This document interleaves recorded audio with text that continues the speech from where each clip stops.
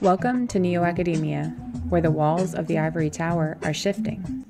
I'm your host, Natasha Mott, and this week I explored the concept of the burning paper belt with author, venture capitalist, and renegade philosopher Michael Gibson.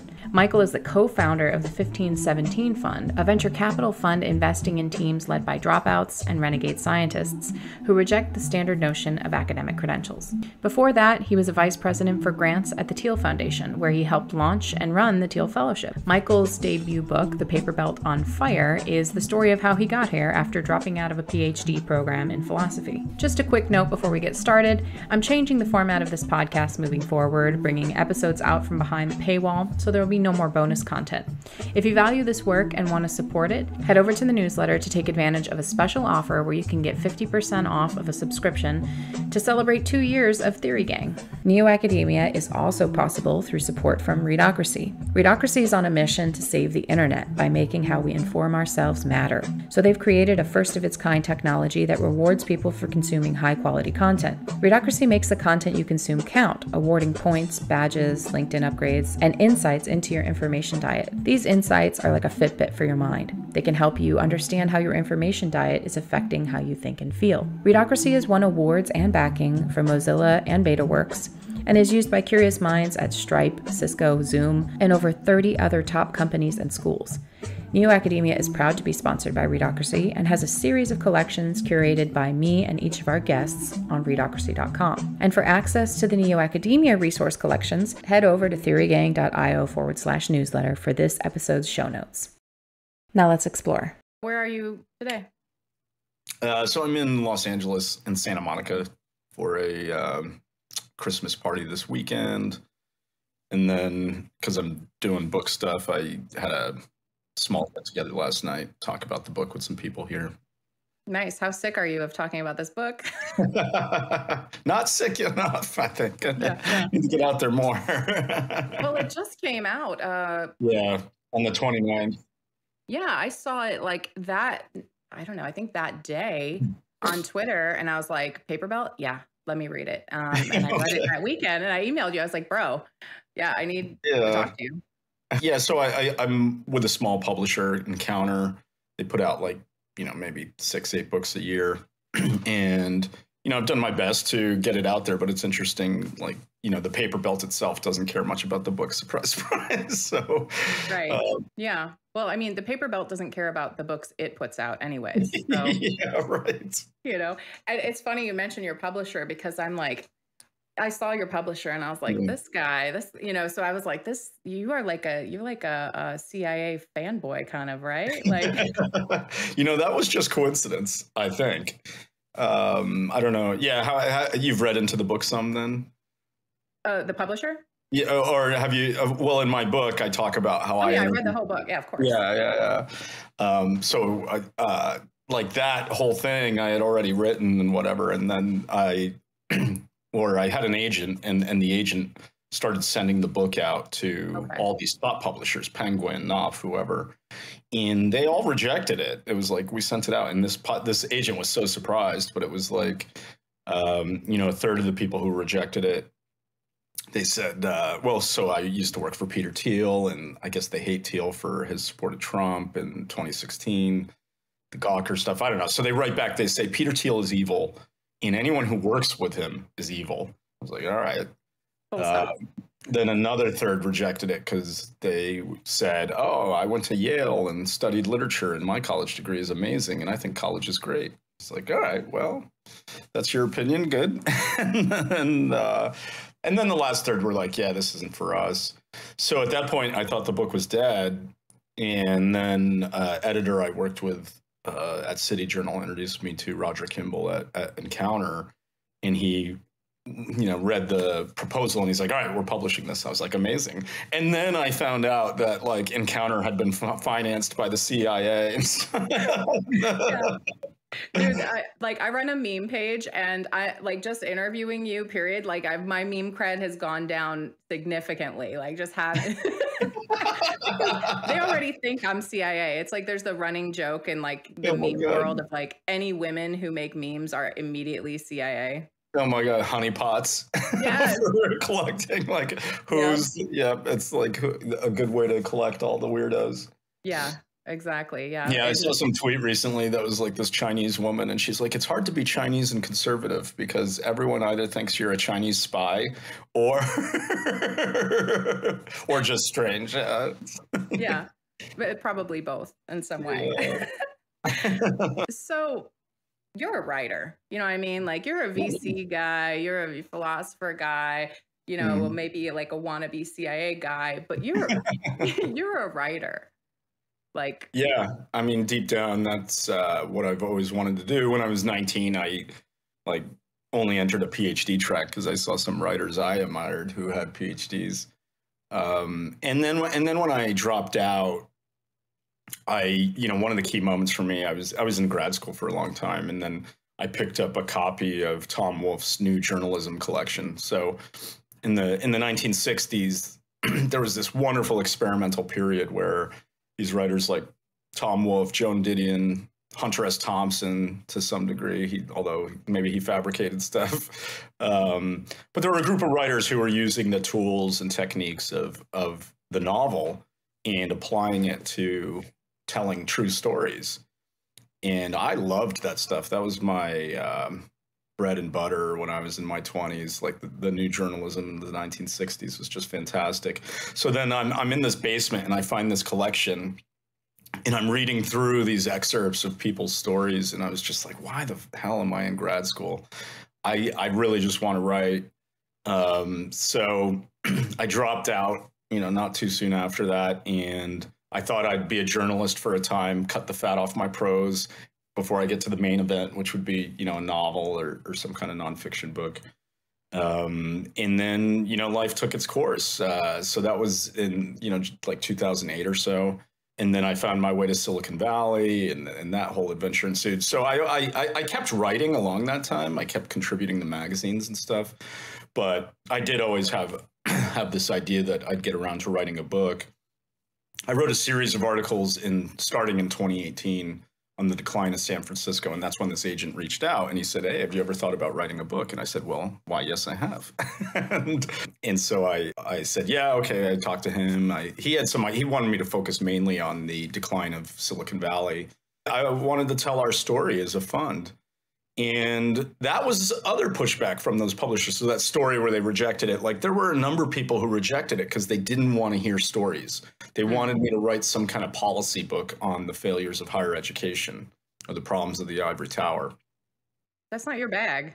Yeah, I always like snore. That's like so boring. So I didn't want to do that. And then even when I was working with Encounter and I'm going through the editorial process, I remember one time this copy editor at one point was like, this reads too much like a novel. I was like, but exactly. Right. That's why it's good. That's why I read it in 2 days. Yeah. Right. No, and I think there's a million books on the decline of academia and yeah, right. They're dry as shit. It's yours is an interesting perspective because while I agree that the paper belt is kind of on fire, I think it's like, how in Virginia there's those underground fires? Yeah, right. That they cook pigs with. No, I'm talking about like there's a coal. Oh, you mean like the coal mines? Yeah, yes. Right. Okay. I feel like that's what's happening. Like because if you ask anybody in academia, that's a good example. Like, they don't think it's on fire. They're like, no, you can never destroy the behemoth. And while I agree that the institution itself has been around, I mean, Plato's Academy, it survived millennia. The form that it's in can't survive. It's doing too many things. The concept of the multiversity it's wiling out. It's too much. And it's going to unbundle. And it is unbundling. And anybody who doesn't see that, well, they're very short-sighted.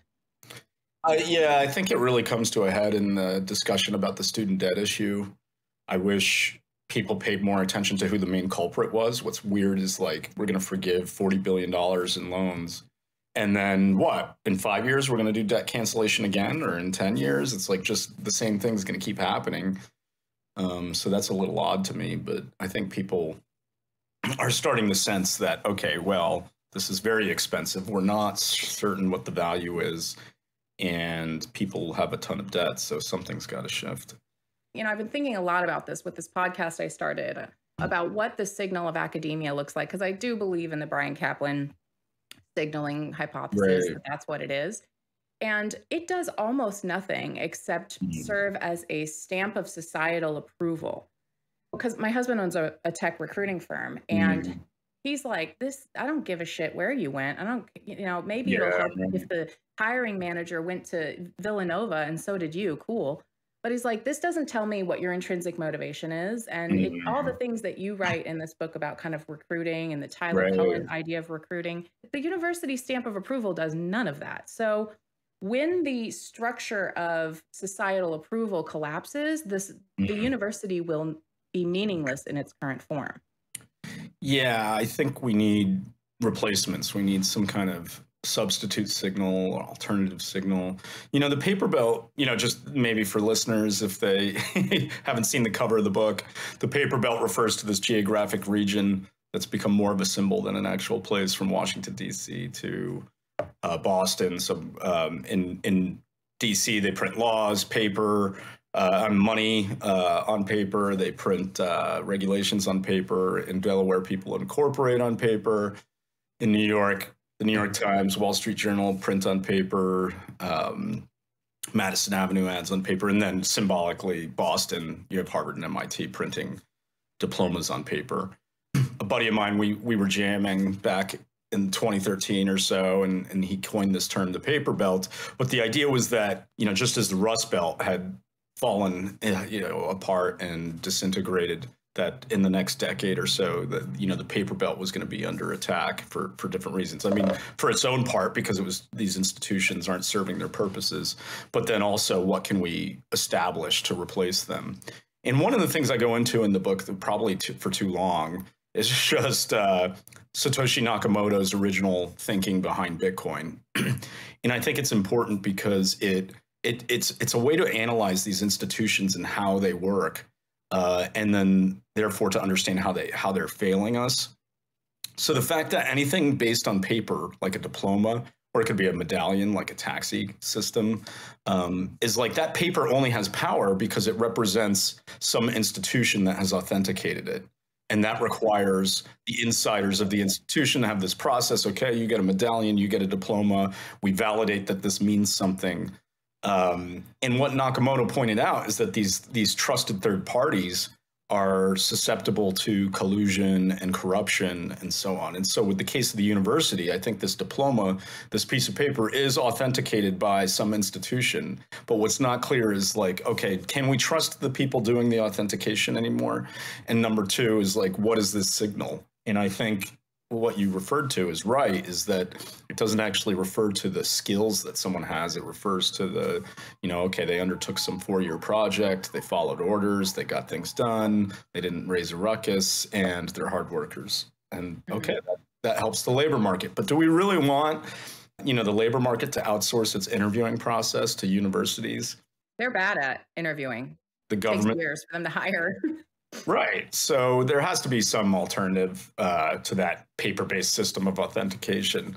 I mean, it's like there are little things here and there, but what in my story is like we started the Thiel Fellowship, we were awarding grants, and now we make investments. And in a sense, it's like the act of investing and then someone actually growing a business is the real signal, not some third party signaling something based on work done around a clock tower, something of that.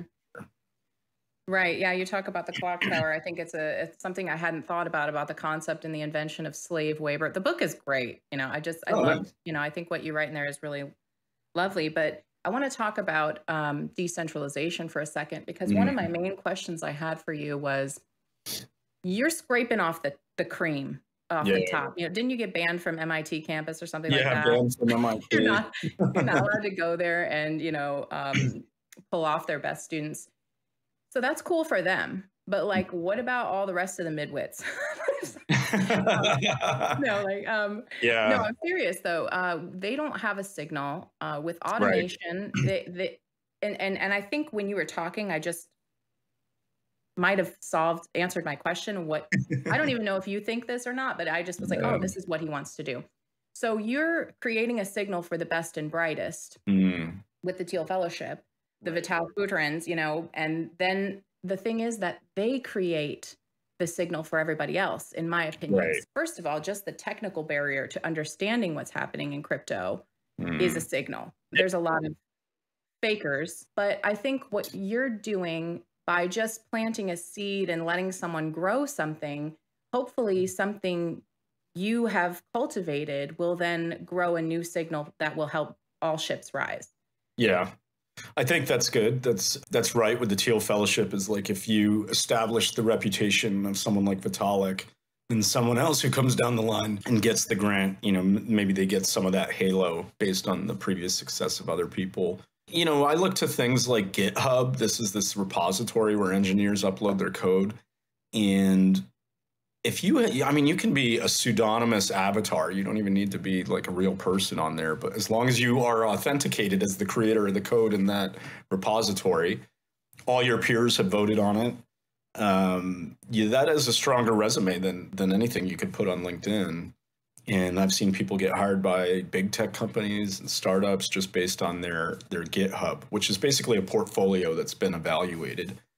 So what I think has to happen for the midwits, or the average Joe, I think no one who listens to this is a midwit. Okay. I love that meme. The midwit meme is pretty wild. Favorite. Funny. Okay, so our K through 12 system is a disaster. I mean, the fact that it's like this factory system and everyone has to march in line at the same pace, sitting in rows of desks for hours on end is mind-bogglingly stupid. There's no way this is the best way to educate people. But what's more is that even the best that they've tried to do in K through 12 to impart skills to people is not that effective either. And you can even look at the basics. It's like literacy.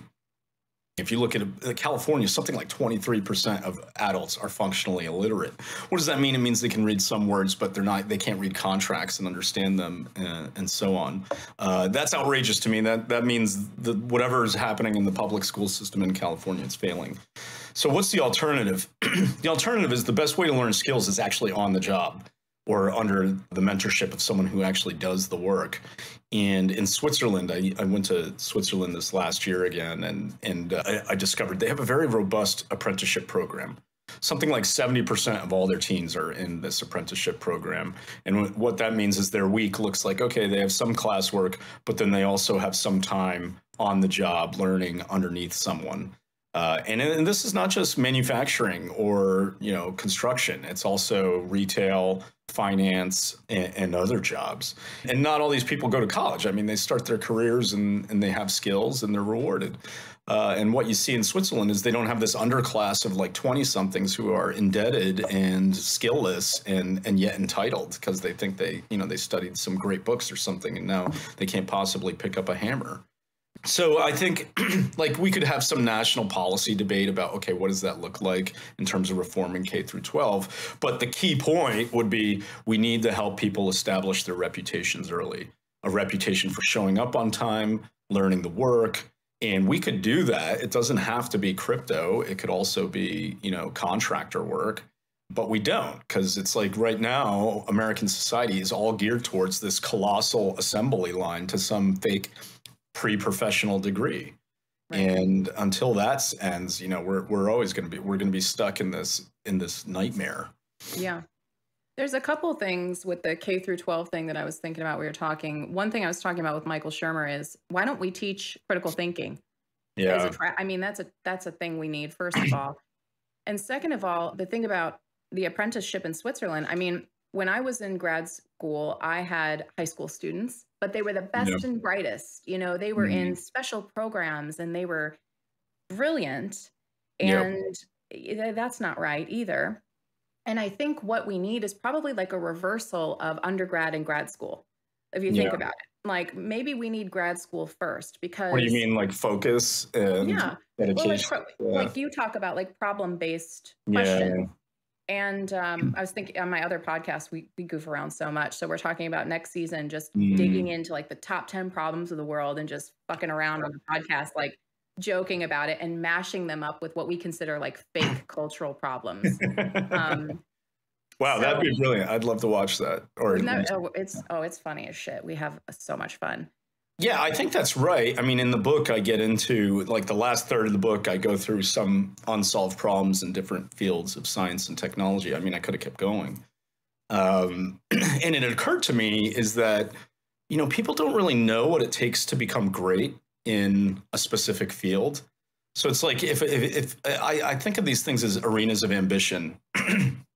And how do we get younger people to strive to participate in one of these arenas of ambition? If you look at basketball, football, whatever, there's no problem. It's like tens of thousands of young people will pour into those sports. Some small few will get to go play in college or the pros. But everyone is so energetic to try to become great. Same isn't true for some of these scientific fields, where the idea of greatness is maybe go to grad school, get into a top program, and then, okay, maybe you get tenure at Harvard. What you do during that time to get those things isn't inconsequential. No one really knows. And so it's like I was thinking about Andrew Wiles, the guy who proved Fermat's last theorem. And it turned out that when he was working on that, apparently he was so ashamed that he was working on the problem. He did not tell anyone for like 7, 8 years. He was just in hiding. And every year or two, he'd have to like put out some side research, publish that just to make sure that he was being published still, because everyone would ask what you're working on. And he couldn't admit that he was working on, you know, this great unsolved problem in mathematics. But he was, thank God. And then, you know, he proved the theorem. So that's incredible. But it's interesting to me that it's like you can't say you're entering physics as an 18-year-old and say, oh yeah, I'm going to be the one who unifies quantum mechanics and relativity. It's like that. If you said that, yeah, you're an asshole. Right. But I think but how else are you going to motivate people to dedicate their lives to these things if it's not like, can you make this major contribution to the field? So in a way, when you say reverse grad school, okay, I'm like, yeah, you're right. Because one of the things I think it would be important is to somehow bring that frontier closer to people in their teens, because that's the exciting stuff. Right. And then also, you know, you might get some humility from the professors you're working with, where they're like, yeah, you know, I took a crack at that problem and I couldn't do it. Even though I'm not tenured at Harvard, I couldn't figure this out. But maybe you can. Yeah, And I think you're absolutely right, because by the time I got done with my PhD, it took me about 6 years. I had a baby, bought a house, got married, you know, in that time as well. But so I was doing a little stuff on the side, you know, but just a little, just a little. But by the time I got done, I was so jaded. And I think for me, there was partly being a woman as well, because I wanted to go to like, you know, this awesome UNC Chapel Hill lab. In my husband's career, I couldn't. You know how this kind of stuff. Oh, yeah. You're trying to balance the two, huh? You know, it just sucks. What subject matter were you in? Neuroscience. Okay. Yeah. Yeah. And then I ended up leaving academia to go work in biotech, because my husband's like, don't nobody listen to broke people. And, you know, he's not wrong. Yeah. Unfortunately. So I had to go like cash in biotech for a little while. That was wild and interesting. And its own set of problems. I'm sure. Oh my gosh. Like I was listening to Balaji on the Lex podcast talking about the FDA. I'm like, oh, I got to ask him to come on, because we got to talk about that too. But there's so much there. But, you know, I got tired of the academic track, and then even the biotech track, it felt like the professional managerial class for me. The most excitement I had was kind of working in a startup there, but it's this assembly line, right? You know, that's just, it makes you feel jaded. And so that's the only way I can describe how I felt after all that education, and even like, you know, an intro into a really cool career. I felt so jaded about my ability to really make a real contribution. Yeah. I like to characterize this as just, we live in a low trust society, even though it seems like we don't. And what do I mean by that? It means like that ability for young scientists to establish their reputation takes 15 years or 20 years. It's like not until you're 40 and I don't know how many butts you've kissed and how many things you've done. Only at that point do you get the grant funding to actually do something on your own. And by that time, you're probably like beat up by the system and worn out. And you've had to hug the coast or hug the wall so much that, you know, your ideas are incremental in the end. It's like you're not, it's so hard to just like do something unorthodox. Absolutely. So I think that's true. And I think that's true even in the private sector in biotech, where biotech, again, is just constant scrutiny on people's credibility. What schools they went from, where's the research, what lab is it coming out of? And then, and that is this giant effort because of the FDA, which is the ultimate paper belt authority that now has to authenticate whether or not this is, you know, effective and safe and so on. So I think that process has there's so much sand in the gears that they turn so slowly that, yeah, I think it crushes people in the long run. Yeah, I agree. And, you know, I was going to say something about biotech, but I'm like, I don't know if I want to derail the conversation over there.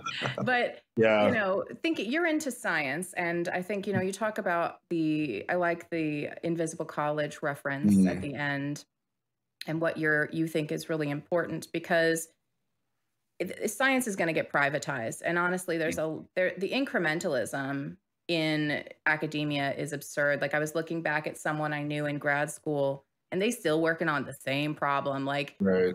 How glad are you didn't stay in academia? I mean, the tedium. So, you know, you kind of, I think you're a little bit of like I don't want to say polymath, because that's like got weird, bad connotations nowadays, but let's say polymathic.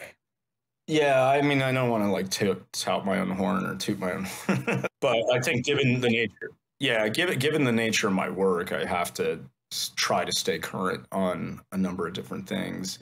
But that, you know, there's a piece of research I cite in the book that says there are fewer and fewer Renaissance people, which is interesting over the last 100 years. So, you know, why, like the bigger question, like why has science slowed down? It seems like the rate of progress has declined over the last 50 years in particular. Haven't made advances in a large number of fields. I mean, not zero. I mean, neuroscience has made a lot of insights, especially after the fMRI came out. But yeah, it seems like things aren't making as much headway as they used to. Yeah, and I think a lot of that has to do with like the way that we study things. I think about, I took virology 1, 2, 3, signal transduction. I took all these courses that were like, you know, graduate level courses, even when I was an undergrad. And I learned so much more just being in the lab doing. Right. And it feels like, you know, we have all these think tanks today, and I'm like, there's no place for people to actually do things and make mistakes. And this is something I think about a lot, that we can all sit here and bloviate on podcasts, but who's doing shit? And it takes money to do stuff. And I think we just need to get more people doing stuff. Right. Yeah, that's the credibility thing. I think we need to trust people to take risks earlier in their careers. So if you look at the main sources of funding, NSF, universities, they're just so conservative in what they give money to. It would be great if they could loosen up. The over-specialization has increased over time. So that's some research, again, where it's like the number of people who can publish in different fields is decreasing. You see more names on any scientific paper. So it's not just Einstein anymore. It's like 10 people in 10 different labs. Yeah.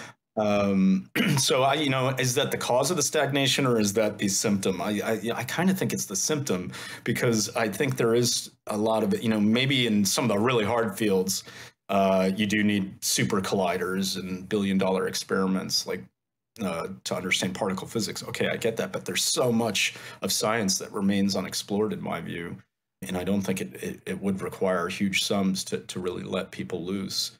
Yeah, I don't know. It's like it's so hard to reform institutions from within, though. So it's like, can you imagine, like, what am I going to do? Like, protest outside Harvard until they start giving, you know, PhDs more money to run crazy experiments? It's not going to happen. So with 1517, our venture, Danielle Strackman, my co-founder, and I, we started this fund, is the Invisible College, is what can we do? I mean, we're a for-profit entity, but what can we do to back unorthodox scientists? We're starting to probe that now. We've thought about maybe setting up independent study programs for teens. It's hazy because it's really hard to do. But we want to do it. We want to like reinvent patronage. If you look back in the history of science, I mean, people used to make contributions all the time and they weren't affiliated with universities. Right. So can we bring that back is a question we're going to explore over the next few years. We have made investments in some crazy stuff, but it's pretty rare. We've got a young guy working on fusion, and that's pretty wild, but it's also very rare, and I wish we saw more of it. Right. Well, I like that idea that you're exploring it, and I'm totally into it because I think, thinking about decentralizing science, one of the biggest hurdles, and we're talking about all the people on papers, is the specialization. But I think about how many labs are replicating bullshit that other people are doing because the structure of academia is such that if you put your data out there, someone who's working on it, like, in the same field is going to scoop it and they're going to publish it first if they have an army of postdocs. Right. And so in this sense, this siloed competition is not necessarily useful for anyone. But if you could take some of the overhead that the institutions get from these grants, like let's say I get a grant from NIH, $2 million grant. I don't know how much overhead they take, but it's hundreds of thousands that the institution gets for just existing as a place. They get their cut. The juice is running. Yeah. Exactly. But because then the PI has to buy their $250,000 instrument and they have to have somebody to service it, have somebody to run it. But if you could provide these kinds of things and encourage interdisciplinary exploration, that would really help. Because when I was in grad school, my questions were confined. So I had these questions that I wanted to ask, and I love my advisor in PI, but she was like, we don't have the instrumentation for that. And if you try to learn that technique, it's going to take you years. And I'm like, I don't give a fuck. Like, I want to. So I went over to places that had the instrumentation and had the people that could do it. And I broke out of the same rigmarole and techniques and experiments that we were doing. But most people won't do that because it's friction. So, I think the system of incentives matters quite a deal. So I was in philosophy, not the sciences, but even then it was like the only way to get into a grad program was getting not your GPA or test scores or anything. It's, your recommendations. And to get those recommendations, you had to, I don't know, advance the work of some professor in some way so that they liked you. Okay, you get in the grad school, then it's like rinse and repeat. It's like, okay, who's going to be your dissertation advisor? Well, someone whose views you advance. And then, okay, who's going to be your postdoc or where are you going? And then when you're on tenure track, how are you going to get tenure? Well, it's by not causing a ruckus in this department and advancing some view that people find acceptable. So it seems like this long march to conformism in science, which is supposed to be this radical enterprise where authority is constantly challenged and all views are tested. So it's really frustrating. And I'm sorry to hear in your own experience that you had to fight so hard to do something interesting. That's awful. Well, that's okay, because I think it brought me to where I am. You have to break through something, and I quit, and it was a huge identity crisis for me. I don't know about when I read when they were like, you're going to go interview Peter Thiel, and you're like, okay. And then you were like, and then he was like, you want a job? And you were like, I guess I'm a VC guy now. Basically, Did you go through an identity crisis a little bit? I did. It really occurred before then when my very first job after dropping out was as a barista. So I was one of these overeducated baristas. Nice. I worked in a chocolate shop in Harvard Square. We made hot chocolate fresh. It was amazing hot chocolate. I sometimes make the whipped cream by hand because our machine broke down. Very hard work. But I just remember after an 8-hour day on my feet and people yelling at me for bringing the wrong order and so on, I was like, holy shit, what did I just get myself into? Because, a month ago I was in the Bodleian Library reading Plato. Oh, shit. So that was a bit that was a challenge to my decision was, oh my God, what have I gotten myself into? But like you said, the adventure's been worth it for me. It certainly brought me down a strange path. And now as a critic is like, maybe can I make some changes? Can I try something new to help people? Like if I came across myself as a young man, could I help that person accomplish what they really wanted to earlier or in some different fashion? That, I'm happy to be in this place. So what do you think is worth saving in academia that maybe could be replicated or enhanced? Well, in Oxford, the number one thing are the pubs. So the actual drinking places around campus. I think. Oh, I thought you meant the publications. You mean like yes. Yes. I mean the actual places where people drink beer, not the publications. Absolutely. The pubs are. This was my ode to the post-conference drink. Oh, okay. That's great. Totally. You know what they have is their legacy and the brand. And so they really do act as a beacon for a lot of talented people. So if somehow they could still draw people in, but give them the resources to do crazy stuff or unorthodox things, I think that could be valuable. But I don't know how to bring that about. Well, that's something that I don't think they ever did. I mean, if you think about the somewhat modern institutions, they were meant to train people in theology, right? And right. Yeah. They were never really hubs for innovation. They were places to learn the rules and how to circumvent them, and at best, kind of like how to live a life. Yeah.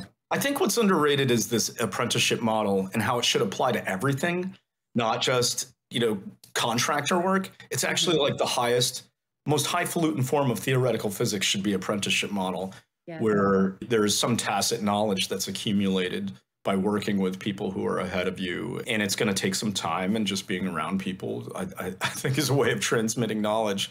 And if you look at it, it's like there are great professors in the past. And it's funny that no one cares why they were great. So Ernest Rutherford, characterized the atom. He won the Nobel Prize. But one of the things that's fascinating about the man is that he had something like no fewer than 13 or 14 people under him who also won Nobel Prizes, his students. So what is it about his lab at that time, or him as a teacher, that led to such creativity? And we don't know. I mean, it could be selection effect. Like, okay, he was famous, so anyone who is ambitious tried to get into his lab. But I think there has to be more than that. Well, this is a theory about creativity, is like, do creative people get together and then they kind of feed off of each other? Or do creative people attract each other? Well, these things are understudied. In the book, I touch on some of the research, which is so scant. It's wild to me how little we know about creativity at different levels. So starting with the individual, it's like the psychological research on creativity is so lame. It's like these observational studies of people in a room, and they give them a box of candles and, and some matches or something. They're like, oh, what can you do with this stuff? And then based on how many different ideas they come up with, this is how creative they are. It's like such a lame way to measure creativity. And then they try to they'll look at famous people, and then they'll try to distill personality type archetypes and so on, but it's not very accurate, and there's so many different types of creativity, so that sucks. There's not a lot of research into that. There's zero research into, it seems like, these creative clusters. Like, why do creative people congregate and then blossom into some kind of movement? Why does it have a life cycle? Why does it seem like there's growth, peak and then decline? That could apply to a city as a whole. So ancient Athens, or Paris in the 1920s with poets and painters. That is very little. That's not understood well. The origins of these things, I guess we know how to kill it. That's pretty clear. Is cities can kill their creative clusters. But how these things arise, we don't really know. And then lastly, the nation as a whole. It's countries. We've talked about the U.S. is maybe we used to be more creative than we are now. That's certainly true of other times and periods, like the British Empire, and before that, Florence or whatever. We could go through all these examples where a nation was creative. It no longer is. And then we could do cross-country comparisons. So it's why is the United States more innovative than Canada or the UK and so on? And even then, we don't really have there's not a lot of research. So that blows my mind. It's across all, telescoping out for all these different, from the individual to the institution to the country, We don't really have a good understanding of what promotes creativity. We don't even know how to measure creativity. And yet our entire civilization is based on this. It's like we depend upon discoveries in science and technology, and better ways of life and learning about the human condition. And yet none of our institutions seems to care at all about the origins of these things and how to promote them. Right. Well, they're kind of stuck in the assembly line, status quo. It's like we don't, when something is working, people don't care to kind of figure out a new way off of it unless Yeah. you're, you know. It's just good enough. You're right. It's going to survive. It's like, okay, it's just good enough to make it to the next year. Well, we've fallen off that assembly line, you know, I mean, but it makes sense why we don't understand creativity, because it's dynamic. It's movement. It's not a static thing that we can study. I know one of the cool things that came out in the last year was this documentary about the Beatles.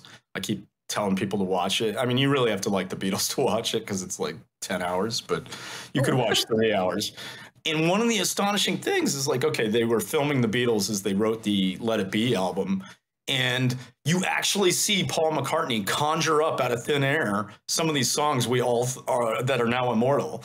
And to just witness someone like messing around on the bass and then like carving a song out of like humming, and then all of a sudden he's singing Get Back. It seems like a miracle. It's like, how did this happen? This man just wrote Let It Be in front of us. That's like, funny. Oh my God. It's so funny you mentioned this, because last night I was like scrolling through TikTok and I saw P. Diddy listening to Anywhere by 112. I love R&B. So I'm listening. So they're all in a conference room, and I think he was P. Diddy at the time. Might have been Puff Daddy. But he's in this conference room and they're playing the song and they're all like, yes, this slaps. You know, this is a banger. And he's taking a little bit of like, you know, on the side. And that's why the video blew up. But you're right. Those moments are really special. And I think they inspire people, because to witness that creativity is so unusual, and it seems like a miracle, but it is also when like humans are at their best. So it's weird that we don't understand it more, but when we do see it, or when it's dramatized in a movie, I don't know, I love those kinds of stories, like how someone came up with a song, or me too. Everyone does. Everyone really does. cool stuff. And I wish we celebrated that more. Yeah. Because then it seems possible. It's like there's a path that you can take to get to that point. If you're younger and you see people who are capable, it's like, oh my God, yeah, this person wrote that song. And it wasn't always great too, right? It's like, here was the seed. And then in the studio, you see them develop it and produce it, change it around, and then they have the final product. I hate to admit this, but Taylor Swift is Swiftie. He's a Swiftie. I'm not a Swiftie. I'm not a Swiftie, but someone turned me on because they knew they knew I love these moments of creation. And I guess maybe it was like her 1989 album. It was her first pop hit album, and people started criticizing her, saying she's just this pretty girl who sings, and she took offense to that because she's actually the songwriter, or you know, the main songwriter on all her songs. And so for her next album, she took her iPhone and she started recording the genesis of every song for that next album. And you can see some of these on YouTube where she starts. And she like gets home from going out, it's like midnight, and she sits down at the piano and she starts humming a little bit. And then like a week later, she has a hit. It's like a full song, and you see her go through that. And I'm like, holy shit, Taylor Swift is incredibly talented. So like, I think if we had more of that stuff out there, maybe it would be inspiration to people, because it makes it seem possible to do new things. You know what? I think you're onto something with that. And I think with the advent of social media, I was thinking about like the equal and opposite, like the Kanye descent, like with, I don't know if you saw on my other podcast, we had a challenge to watch the documentary when it came out. Okay. And we were just, oh my gosh, we were captivated by it. And now with everything that's happened, it's like you watched a jet just like, you know, miss its landing. But with social media, we get to see that. And I think there's a really interesting opportunity with, like we're talking about like unbundling the university, but like rebundling it. Because I think what's missing from like the Coursera, the startup school, not only is the signal missing, but I think there's something that happens during that time while the clock tower is running that you have moments like that. Because I'm thinking about a professor I had who had this wacky idea. It was in bacterial pathogenesis, I think was the class. Mm. He had this wacky idea that mycobacterium caused Crohn's disease or Jakob-Creutzfeldt disease. And he Wow. was so into it. Like he had, this like germ theory to the extreme. And I remember I was so inspired in that classroom. And it only happened a couple times with a couple different Right. professors. But I was like, damn, I want to be like this guy, so excited and passionate. And Mm.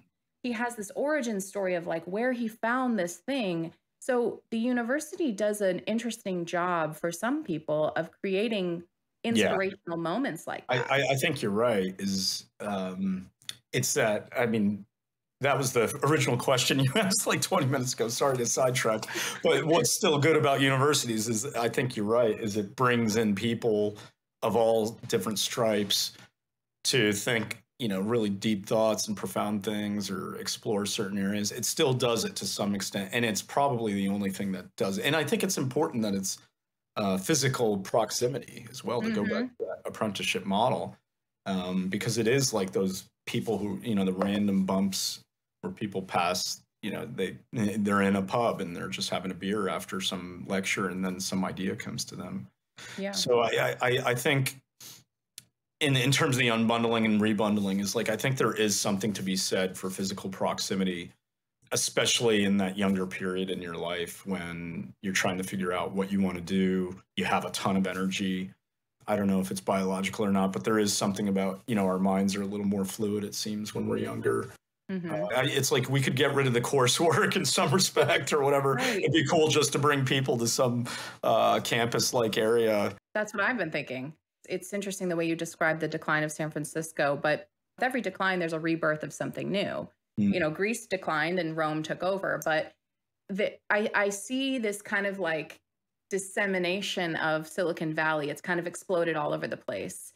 So like you're in Colorado. So just your mojo kind of being out in Colorado as a sentinel is a lot, and that kind of could create something physical around you. That's actually a surprising response to my book is people want me to answer the question, where's the next Silicon Valley? It's it's like distributed. I think it is. That's what I see now is just all these. The Bay Area still has a lot of interesting people, but a lot of people have moved to Austin, to Miami, New York, and I don't think any one of them is going to like break out as the clear winner. But a lot, there's just people all over the place. That said, though, so I moved to the mountains in Colorado. I love hiking, and it's just astonishingly beautiful. But I do find myself hankering for these types of conversations we're having now.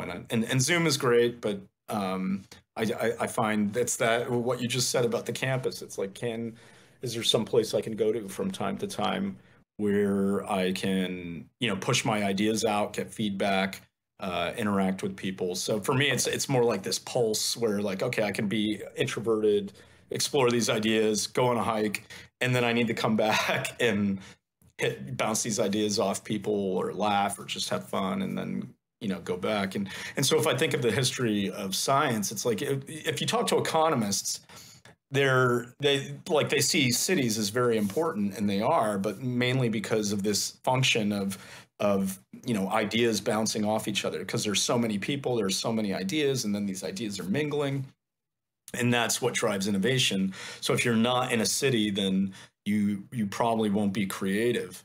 And there's a part of me where I'm up in the mountains, I'm like, okay, there's some truth to that. But if you look at the history of science, though, it just does seem to be more network based, where, I mean, the Invisible College and the Royal Society and so on, it's like there was this republic of letters where Newton he was an isolated person by choice, but he still would send his letters out to people to test his ideas or to criticize them and so on.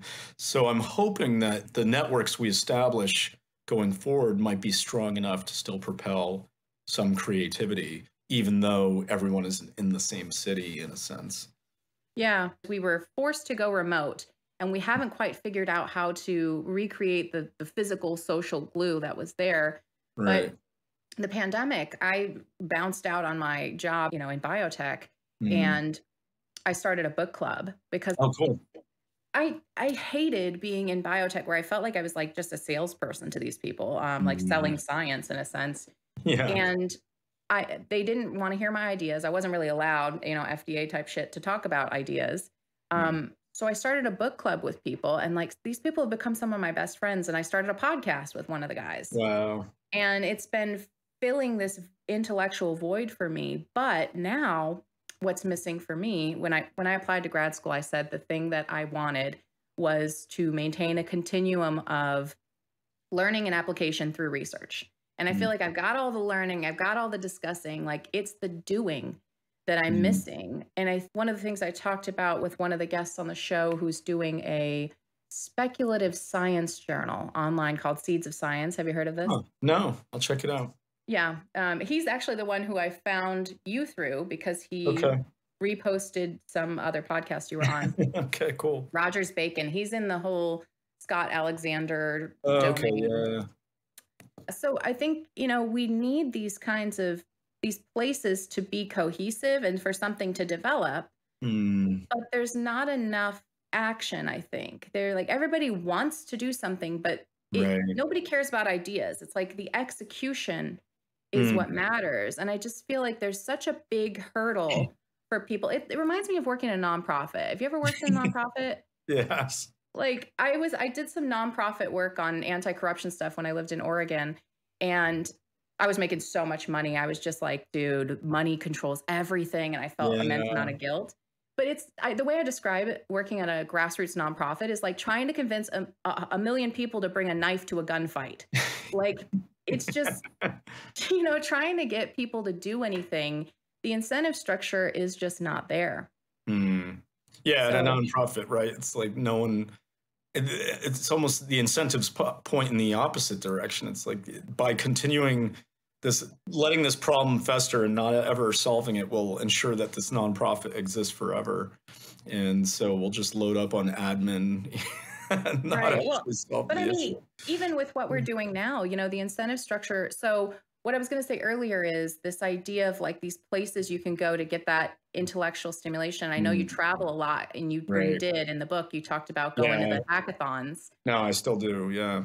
Well, the thing I was thinking though about most VCs and the whole, I had a little startup where I did this, I did the Y Combinator thing, and I was thinking about pitching, and I did all of this, and it just felt so sterile.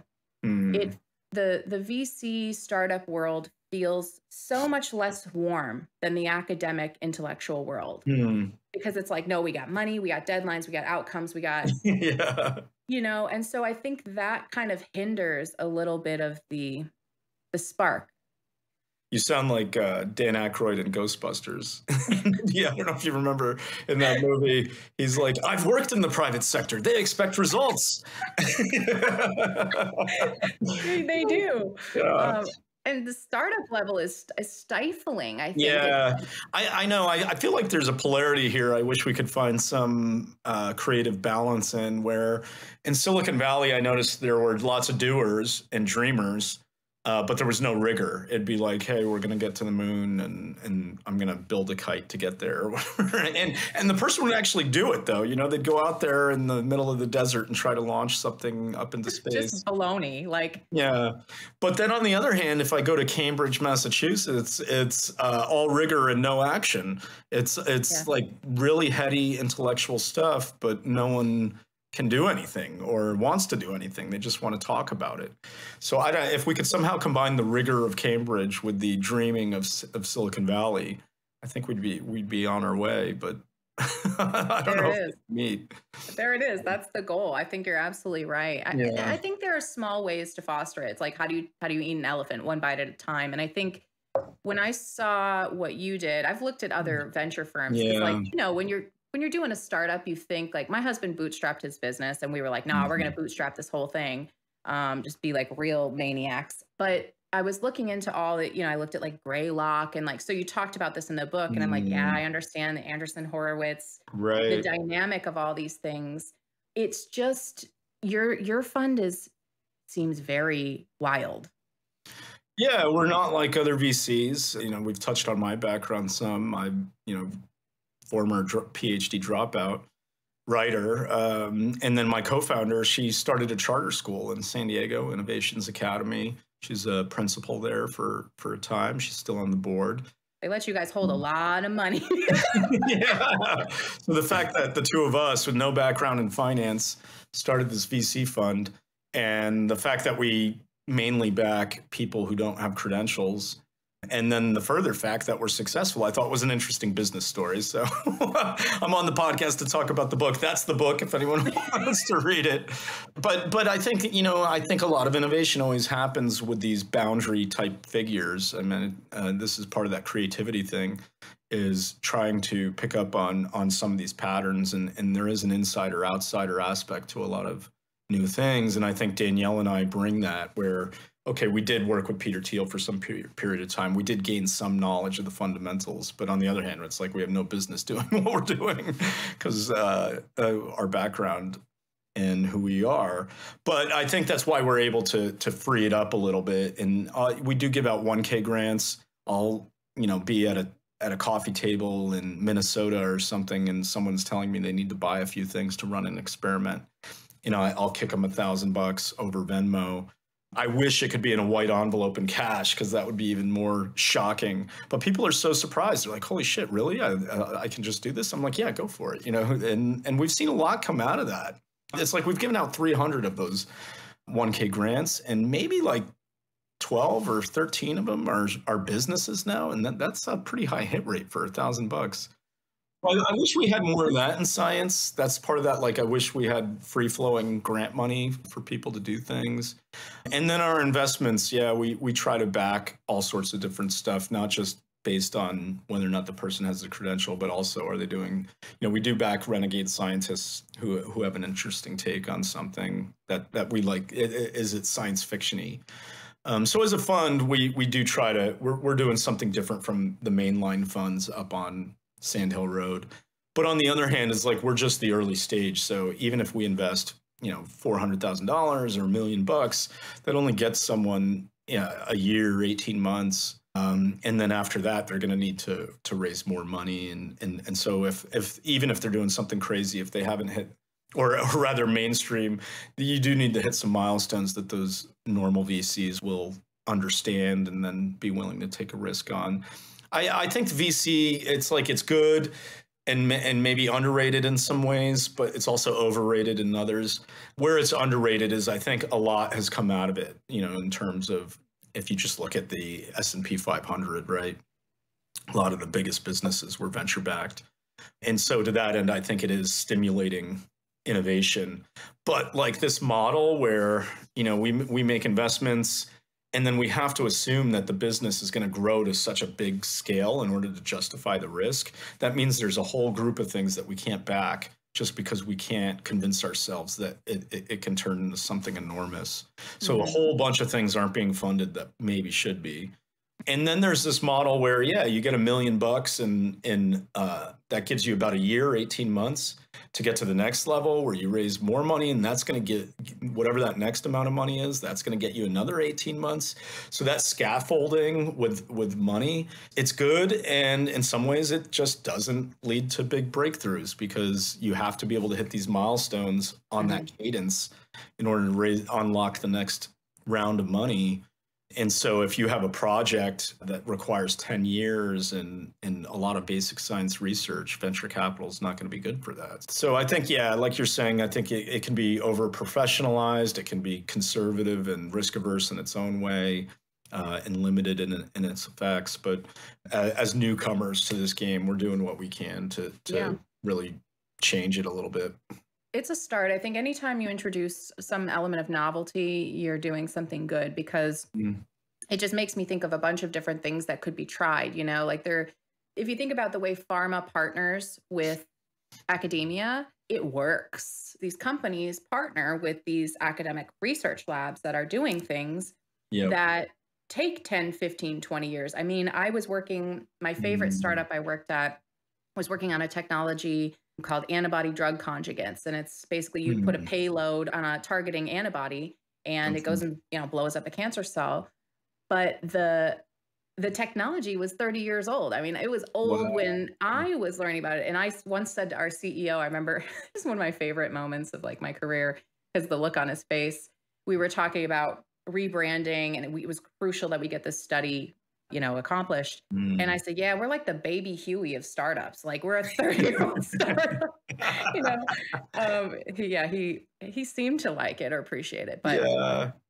they've done a really good job of that. And Mm-hmm. I don't have the knowledge into nuclear energy or, a lot of these other problems. Like I know you have a LiDAR company. Yeah. Luminar Technologies. Luminar is a big, Yeah. and I know you said Austin, the founder of that company, he went, I think his mom drove him to Irvine or something when he was a kid. Yeah. I mean, he was a lab rat when he was a teen, this young guy, like playing around with lasers when he was 13, Can you 14. imagine? And Like if yeah, they and had then taken it seriously and worked with him. yeah, right. That's pretty special. I don't know all the people in his life, but whoever it was at some of these labs who said, "Yeah, it's pretty cool. Come on in here. Let's work on some stuff." I think that was a miracle because it's pretty rare to be physically near a lab that happens to make lasers, and you have an interest in that. So big break there. But I think it was important for him to soak in that knowledge as a teen, even though he was in high school somewhere else. He was still learning in a lab. It's good to hear that in some areas the commercialization of research is underway. I guess because the stakes are so high, the amount of money involved, it makes sense. I guess, but some schools I see the intellectual property stuff. You're talking about 30 years. I think universities can be quite greedy when it comes to the IP and the ownership. Some schools are good at it because I guess they've done a lot. MIT, Stanford, they're pretty good. But then I'll come across some Midwestern, university. It could be Purdue or someone, and it's like they want to own 60% of anything invented in their labs, and that just halts the progress because if you take away the incentive of anyone to commercialize it, then no one's going to bring it to market. And so I think there are a lot of discoveries that are just sitting on lab benches in universities because the university just won't, relinquish some of the IP. Mm-hmm. Well, and you can't disentangle that from NIH funding. So you can't say, oh, let's create an incubator and give, all these scientists resources over here outside of the university and they can use their grant money because the NIH won't allow it. They're like, no, the institution is part of the reason we gave you money. It was fucked up. And then there's it's like the types of people who want to be successful professors aren't necessarily the types of people who want to start companies, they right? Don't give a shit. Yeah. They just want to get tenure so they can chill and breathe. Like these people, I've realized they're in crisis. When I left academia, I was hyperventilating when I hadn't read a paper in, 6 months or whatever, at least not in my domain. I was reading clinical papers. It was upsetting, but I kind of like coped through it myself. I went like cold turkey by myself, but there are whole groups online.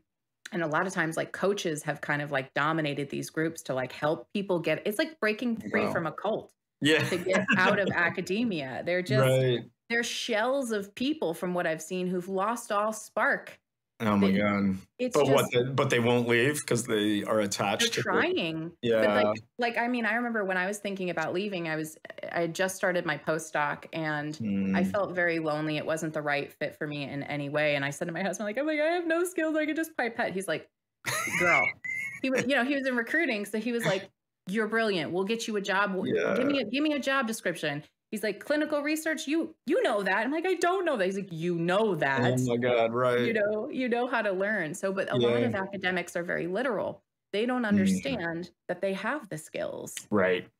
They don't see there's people who see their job and they're like, this is my job. Like my job was to disseminate scientific information to healthcare providers, but they don't see what your job really is. Yeah. Like that's not really your job. The company really pays you because you finesse, because you look smart, because you talk smart, because you're a beacon. So like academics don't really understand their real job. Or what skills they have. I mean, even just being able to write grant proposals and write it all, I think is a skill. Even though if you come out of a PhD program, you still need a break of some kind. Someone's got to give you a chance. And I think just based on the ability that people have, if you went to a PhD program, you're probably pretty smart. And if you just get a foothold somewhere, I think you'll be on your way.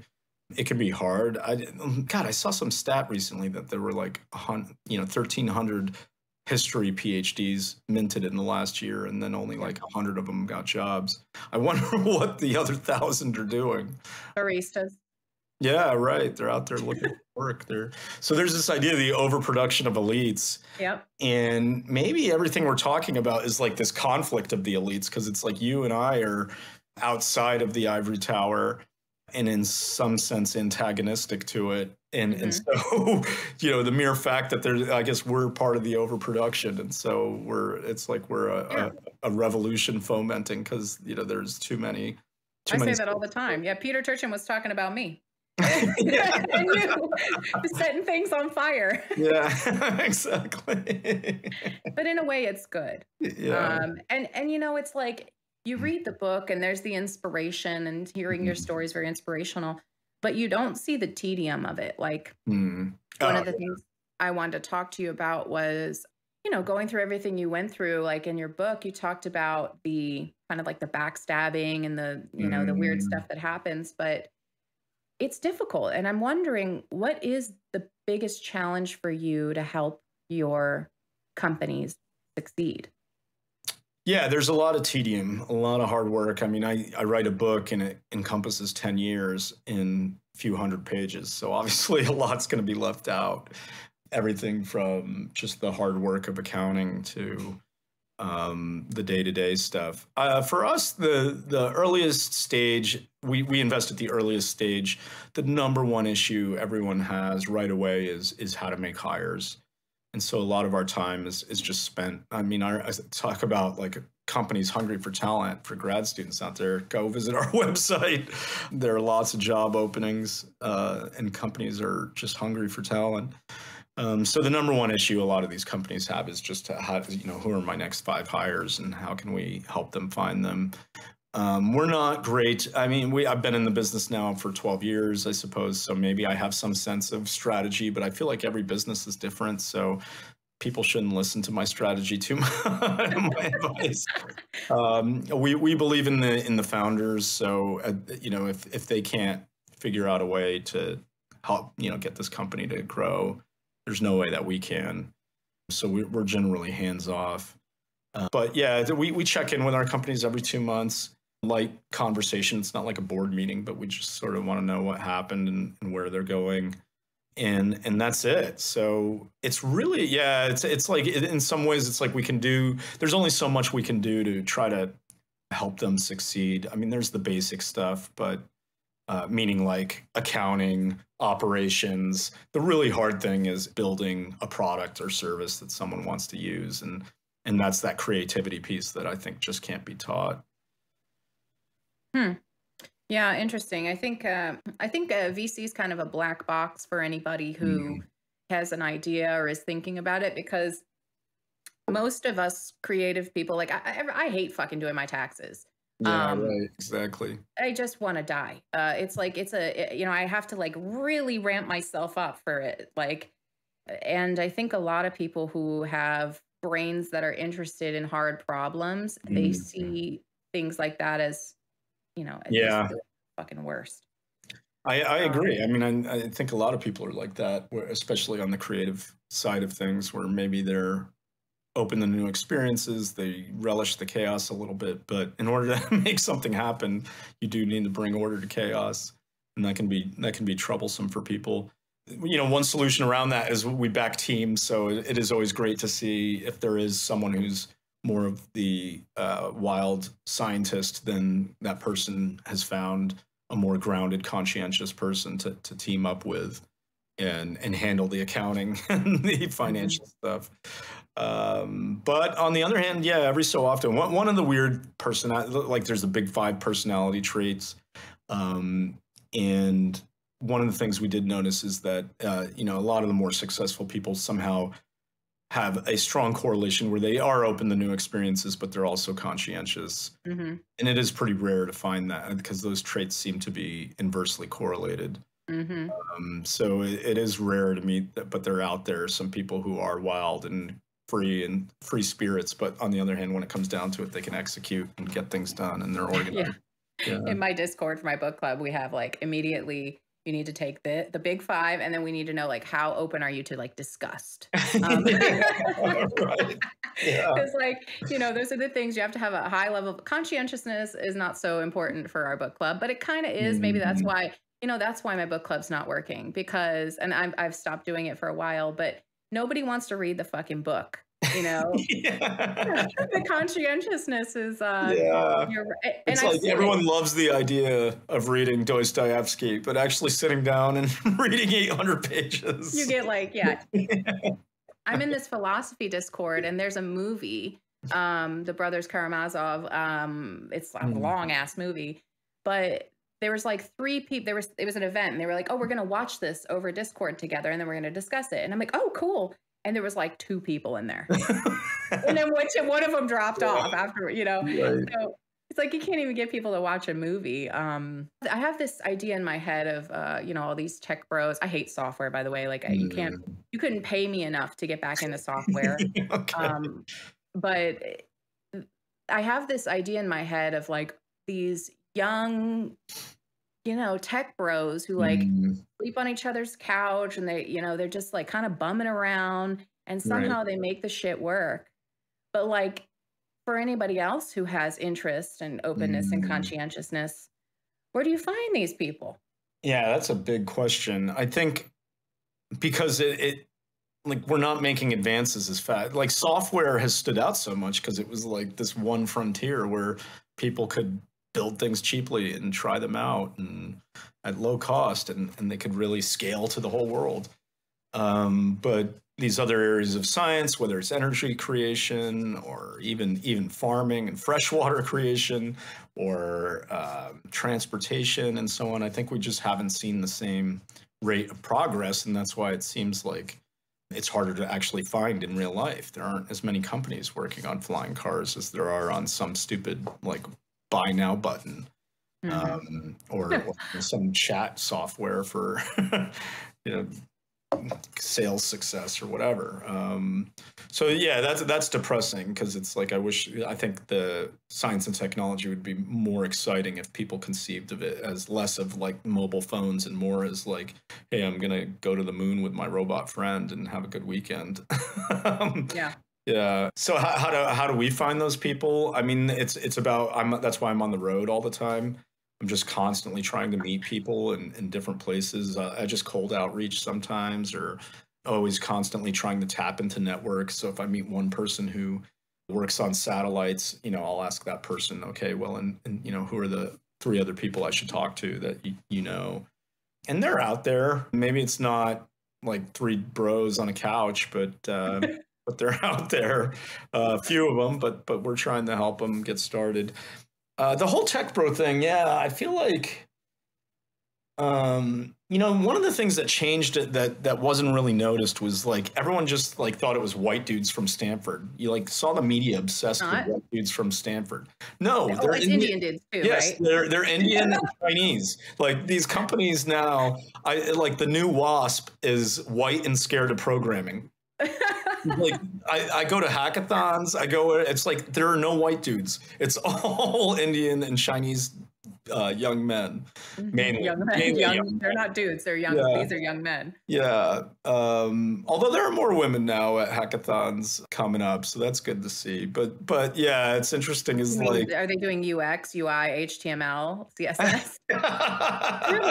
Truly. I mean, or maybe Python. Maybe Python. We're waiting in the controversial territory, but I know we are, but it's the truth. I mean, the numbers just aren't there. Like when I started this startup, it was mainly for my husband because I'm bored as shit in my career. You know, I could do with my eyes closed for the biomedical stuff. You know, I started probing into my husband's business. I'm like, okay, you're a killer recruiter. Like, how do we productize what you have? And I started reading the book Platform Scale. Okay. And I was like super into it. And I'm like, we're going to build a platform. And I'm like, I'm going to learn JavaScript and just build it my fucking self. And I did.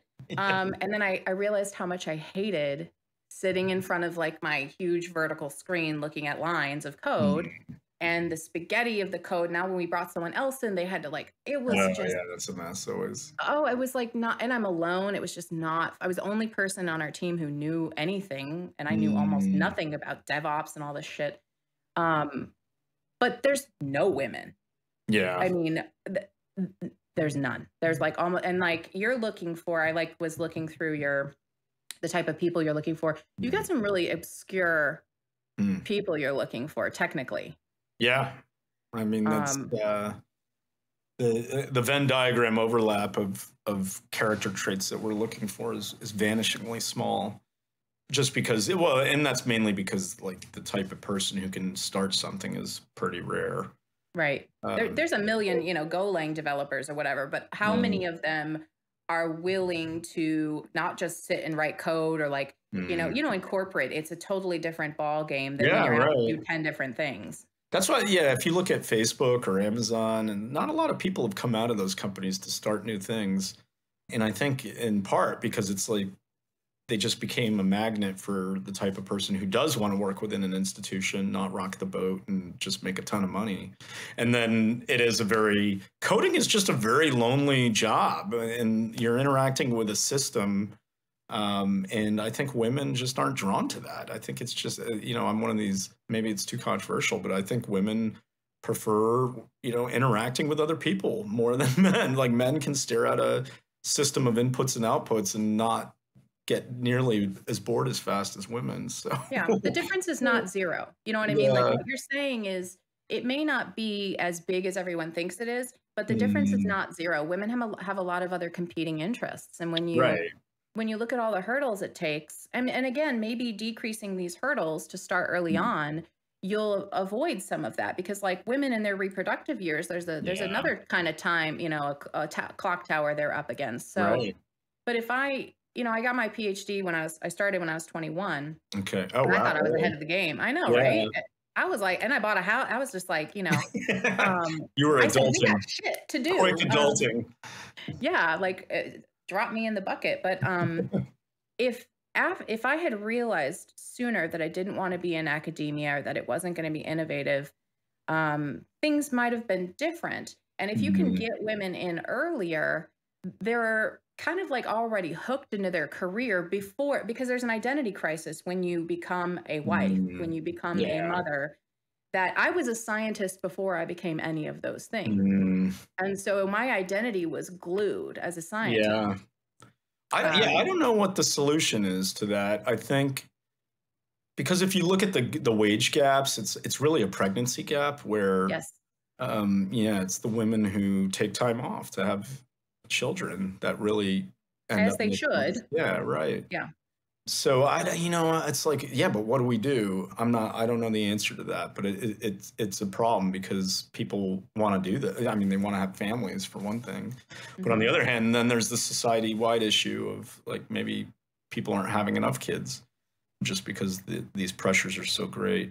It's like in my sci-fi version of this, it's like, is there some way where people could have kids younger? Maybe I don't know. It's like, they're bad idea. Bad idea. They have more energy, or maybe women can just start sooner. It's like, can we get people to the frontier sooner? It's like, okay, you were 21. Maybe what if you were 18 and you started your PhD, and then maybe by the time you're 28 and you start a family, it's like you've already got a decade of experience.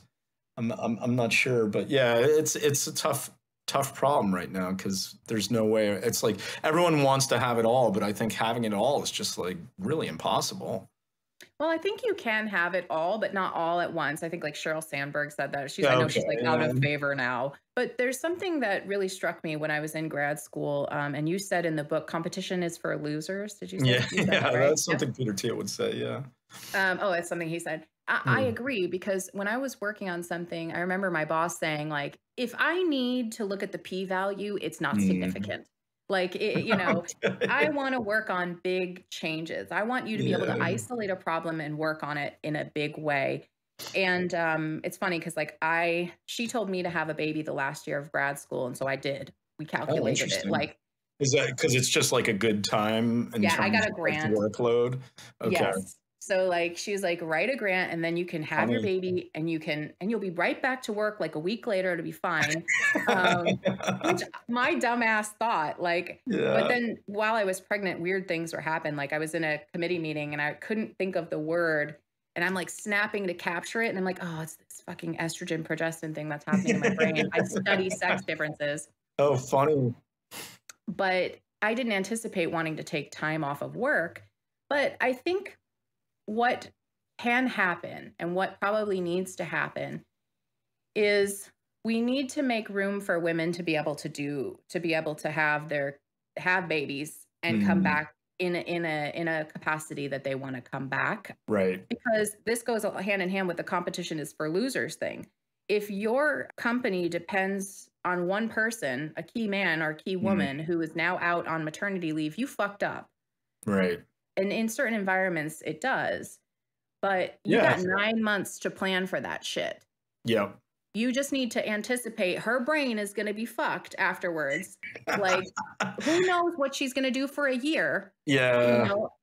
And it's probably a good problem because then you've got someone else coming in to kind of look at that person's work and a lot of things happen in that time. So that's true. I think if we want to solve that problem, we can. Yeah, I don't know if I haven't come across other countries that seem to have solved this problem either. I mean, even if you just cut people checks and have a generous social safety net or something, it still doesn't, change the fact that it takes time to raise a child. It does. Have it. So, and then the further dystopian science fiction ideas that we'll just have these external wombs at some point. I don't like that. Yeah. Yeah, I don't know. I think there's things we just have to accept. Like, my kid's 10 now. And I feel like I'm like, okay, I can finally I can start thinking about stuff again. I can move and shake again. But yeah, I mean, that that period of your life where you're beholden to a little entity a terrorist that has demands, And one of my friends described early parenthood as you're on suicide watch 24/7 for 4 years or so. It's like, don't touch that hot plate. Stop walking on this cliff. So I think part of it is, we need to be more free range with that kind of stuff. But yeah, that's true. But no, I mean, this, I think we're coming up on time here, but this is okay, well, we can end on that optimistic note. Right. No, it's going to be fine. Everything's going to be, we're going to solve all these problems. It's just a matter of time. Thanks for joining us here on NeoAcademia. For next episode, we'll continue to explore the shifting walls of the ivory tower. You can see the full video of this episode on YouTube and sign up to receive episodes, show notes, Readocracy collections, and bonus content straight to your inbox at theorygang.io.